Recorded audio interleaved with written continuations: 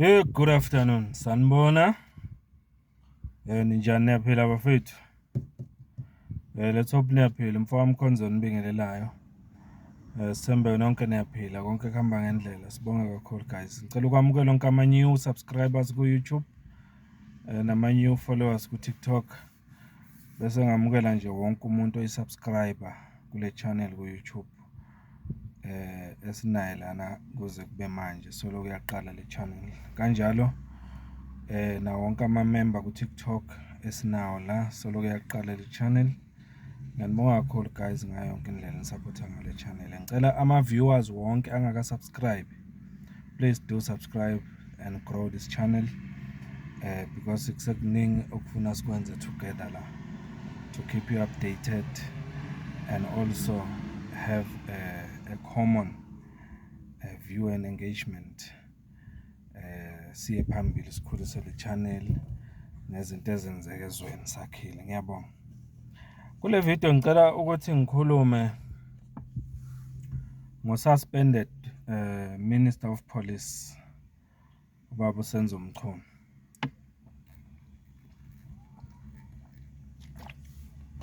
Sorry. Cishe siyabona kulamalanga ukuthi ubaba uSenzo Mchunu ubonakala kuma events la khona ekhulekelwa khona. Bayamkhulekisa ukuthi ingqinamba abhekene nazo noma ama-challenges abhekene nawo uNkulunkulu abe naye amlekelele and all that. Siyabona ukuthi akazimisela ukugive up kule stance akuso ngayo yonke lento eqhubeka kuMadlanga Commission naku ad hoc committee kulama allegations kaBaba uGeneral Mkhwanazi. Akazimisele ukuconsider, akazimisele ukuvuma ukuthi unesandla kuyo yonke lento okusolakala ngayo amaphoyisa noma i-justice system nje yonke eSouth Africa. Akafuni ukuthi akuvume lokho. Recently sizwile ukuthi ubaba uSenzo Mchunu engathi usesiphakamisile isandla ku-ANC wathi uzizwe ready manje ukuthi angabuyela emsebenzini yakhe yeqembu. Shothi ayosebenzela i-ANC nakuba angeke aqhubeke kwi-government kodwa kwi-ANC as an organization uthi sofuna ukubuyela ayisebenzela. Mina-ke njengomfowethu Mkhonza ngifuna ukuzokhuluma ngalokho nokuthi yini engiyicabanga ukuthi uyayimina ubaba uSenzo Mchunu ngalokuthi ufuna ukubuya kuma-duties wakhe.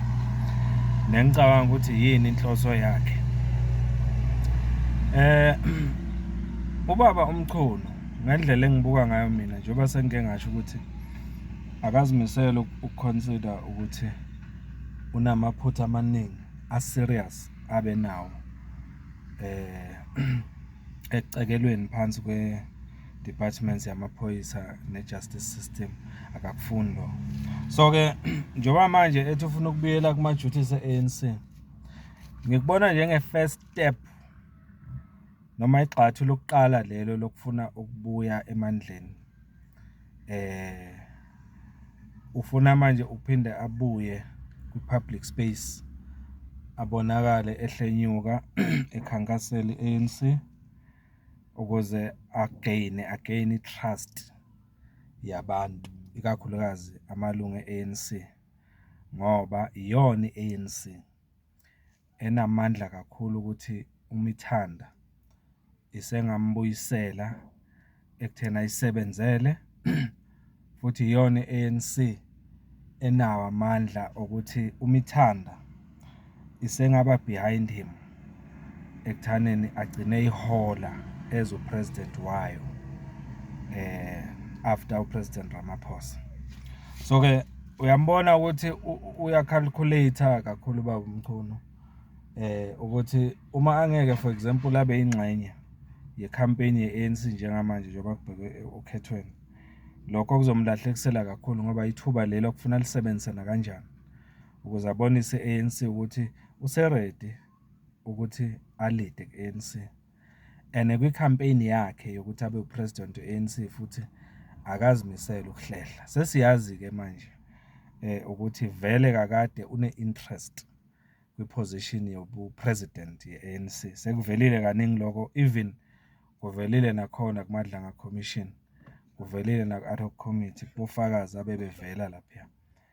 For example nje abantu abafana nabo Khethi Matlala baye bakuveza, baye bakhuluma ngandlela thile ngecampaign kaBaba uSenzo Mchunu yokuthi uyafuna ukuthi alide i-ANC as a president wayo.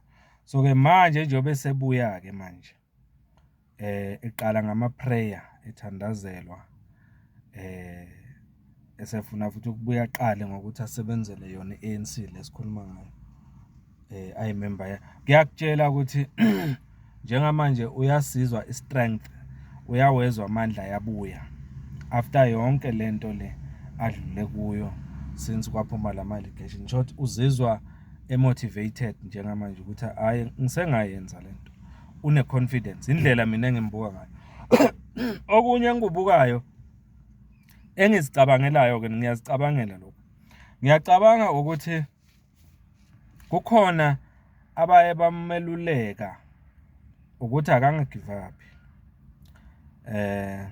Khona abaye bameluleka ukuthi akangagive up, lisekhona ithuba, even though kukhulunywa ngegama lakhe left, right and center eSouth Africa.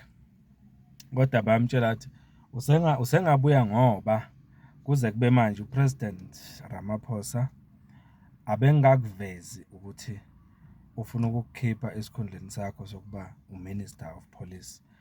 Okwesibili futhi akakufaki kuleya list yokuqala yabantu okufanele ba-prosecute, which means you are still safe, Baba uMchunu. It shows ukuthi kwi-ad hoc committee nakuMadlanga Commission especially igama lakho lisengakaveli njengelomuntu ongayoshushiswa okwamanje. Nakuba kukhulunywa ngalo kodwa isengekho into ebambeka ngokuphelele ukuthi angashushiswa ngayo, lokho esingakubiza nge-prima facie evidence yokuthi kufanele ayoshushiswa. Yayibona, khona abamelulekayo futhi ngiyakholelwa kakhulu ukuthi kukhona abameluleka abaze babeke mhlawumbe ama-example afana nesimo sikaBaba uPresident Zuma ngenkathi excuse me elwela ukuba umongameli we-ANC. Ngizokhumbula ukuthi ngo-2005 inkantolo yaseThekwini yayikhiphe i-judgment against uShabir Shaik, waboshwa noma wagwetshwa uShabir Shaik,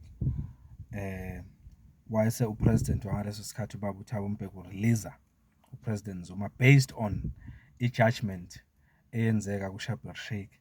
Lokho kwafana nefele emnyama elaliloko lingaphezu kwekhanda likaBaba uZuma. Njengoba kwakuzoyiwa ku-conference yokukhetha ubuholi be-ANC ePolokwane ngo-2007, uBaba uPresident Zuma kwakukhulunywa izinto ey'ningi ngaye, kuthiwa umuntu o-corrupt, umuntu oyi-fraudster, i-money launderer, uhlangene nabo-Shabir Shaik ngokukhohlakala. Kwakukhulunywa everything ngoBaba uZuma. Therefore kwase kuvele kunabantu ababethi ngeke azabe yi-president ngaleso sikhathi. Ngiyacabanga ukuthi uBaba uMchunu uye wabuka isimo sikaBaba uZuma wazibona efana naye kulesimo akuso manje. Umbono wami kodwa lo bafuna njengoba ngikusho ngiyakuphinda lo. Ngicabanga ukuthi uthe mayekubuka wathi if uPresident Zuma kwenza nami ngakwenza, because ngo-2007 nakuba kwaba khona abantu abaningi ababengamfuni uZuma ukuthi abe upresident. Ngiyakhumbula kwaze kwaba ne-breakaway party iCope under uBaba uMusiwa Lekota, may his soul rest in peace. Bonke labo abantu ababengamfuni uZuma ukuthi abe president, kodwa even though kwakunjalo wa-emerge as upresident we-ANC ngaphansi kwefele emnyama elalingaphezu kwekhanda lakhe.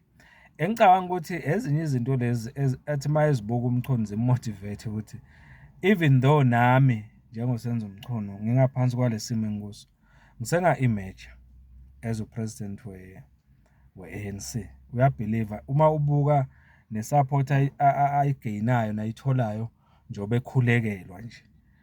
Ngicabanga ukuthi enye indlela leyo yokumeasure isupport anayo kubantu ikakhulukazi abe-ANC ukuthi ingakanani.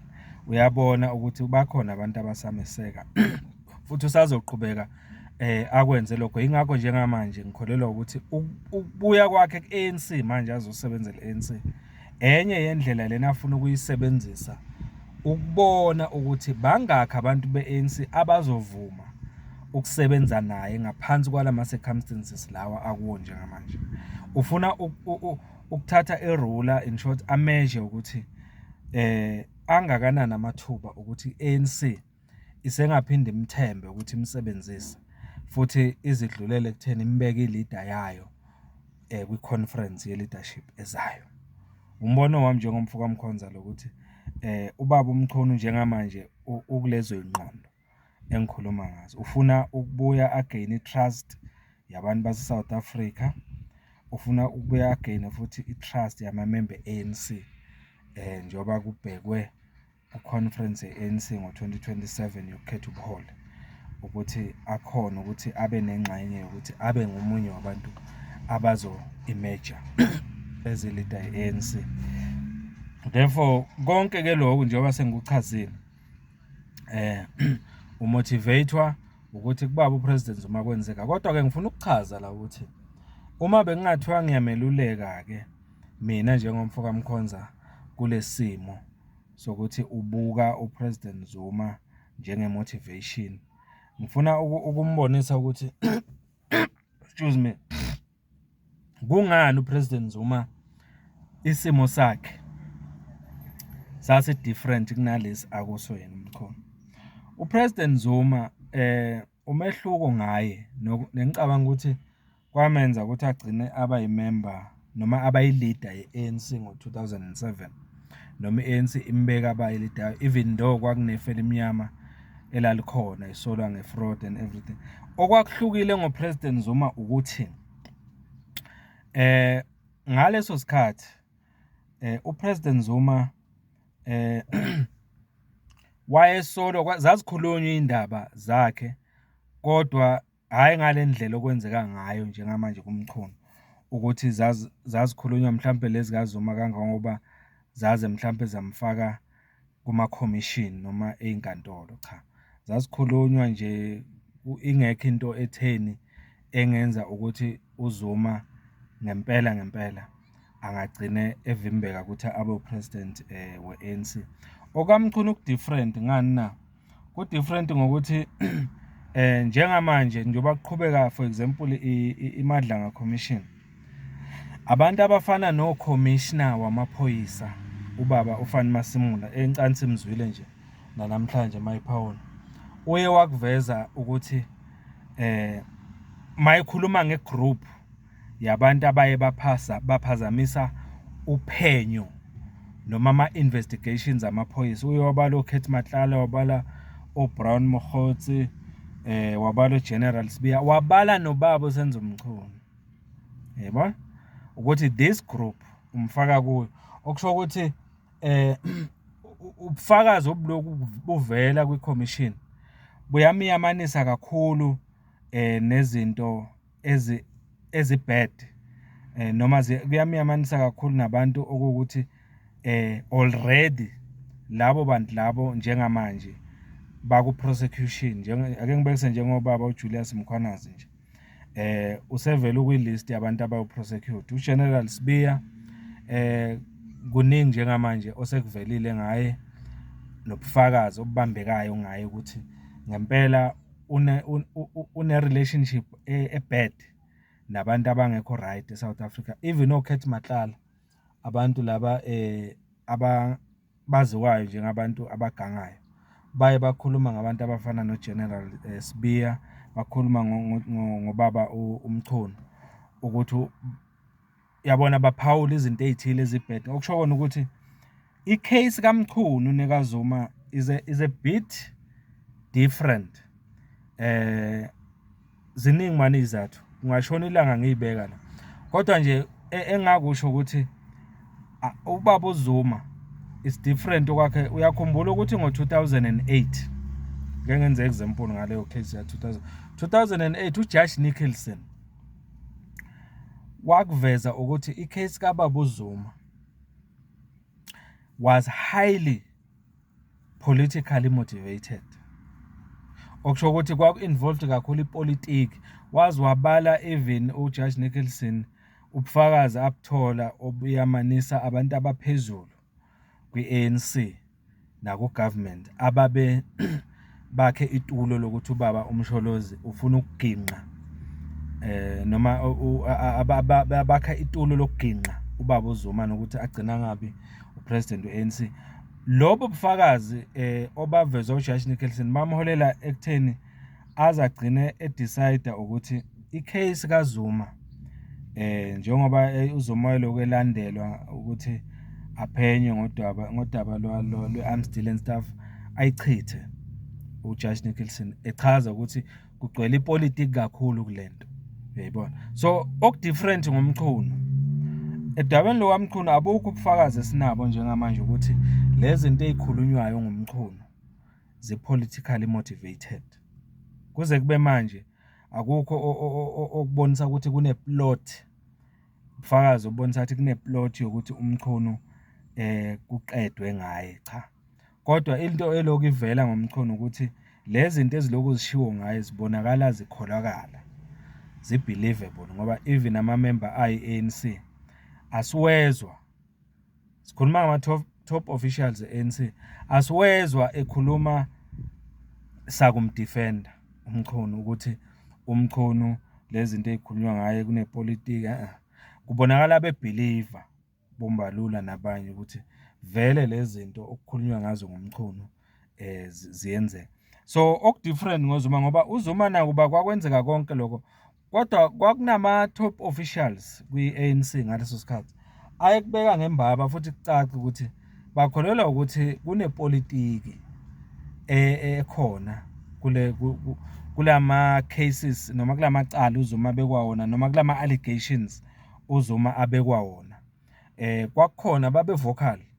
Kubaba uMchunu is different. Abantu be-ANC mina ngendlela engibuka ngayo, even ungalalela nendlela ababuza ngayo imibuzo lapha kwi-ad hoc committee parliament, you can tell ukuthi indlela ababuza ngayo even though umchunu comrade labo, but uyabona ukuthi ziyabacasula lezi zinto ezilozivela ngaye nabo ngokwabo. Nakuba bengeke basho ngokuqondile ukuthi bayakholelwa kulezi zinto ezishiwo ngomchunu, but you can tell ukuthi ziyabacasula bona be-ANC ukuthi uyalimosha igama leqembu.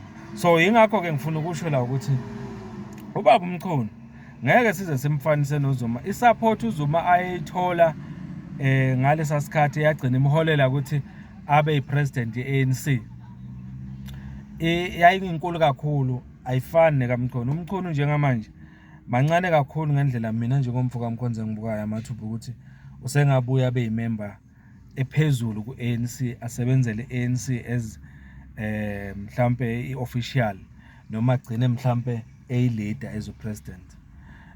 Kulukhuni kakhulu, angicabanga ukuthi NEC ye-ANC izokuvumela lokho. Even nje kwakhona ukuthi manje nje obefuna ukubuya ezosebenzela i-ANC, ezokhankasela i-ANC, ngicabanga ukuthi kuzoba nzima. Ngicabanga ukuthi kuzoba ne-debate phakathi kwi-NEC ye-ANC ukuthi bamvumele nabuye. Lokho kuzolidenta kanjani iqembu kwi-campaign yakhe ngoba kusaqhutshekwa namanje kuyakhulunywa ngaye. Futhi mangikhumbula kahle usazobuyela nakuMahlangu, usazobuyela na-ad hoc mangikhumbula kahle ayophendula imibuzo ethi lelokhu ivela ngaye, especially endabeni yale yokudisbandwa kwe-PKTT kusenezinto eziningi okufuna ayoqedela ukuziphendula, okokuthi kuningi obekule kuvela after esephumile kulama commission. So ke kule video bengifuna nje ukuveza ukuthi umzamo kaBaba uMchunu ukubuya kwipolitiki noma ku-public space, ukubuya ezosebenzela i-ANC, ngikubona mina kuyi-step sokufuna ukugain i-trust ye-ANC back nokugain i-trust yama-South Africans. Uzama ukutesta ukuthi bakhona nabasengamthemba ukuthi athole amandla ukuthi abe yi-president conference ezayo. Mfokamkhonza lo. Ngiyanibonga kakhulu. Ngicela niqhubeke ni-share, ni-subscribe, ni-comment. Okukhulu nakakhulu ngicela ni-subscribe la kanjalo naku-TikTok ni-press u-follow. Ngiyabonga kakhulu, asidibane kuvidiyo elandelayo. Thank you so much.